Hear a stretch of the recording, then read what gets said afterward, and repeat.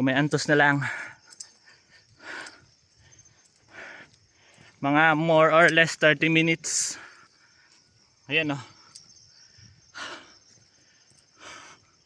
Ito na nga. Parang ito na yung nakikita ko. Napaangat. Ayan o. Diyan. Aakyat tayo dyan mga pring. Iwan ko lang kung nakita nyo. Basta aakyat tayo dyan. Dyan ba yun? Check natin. Ang ganda. Ito talaga isa sa mga nagandahan ko mga pring. Itong area na to. Kasi kita-kita lahat.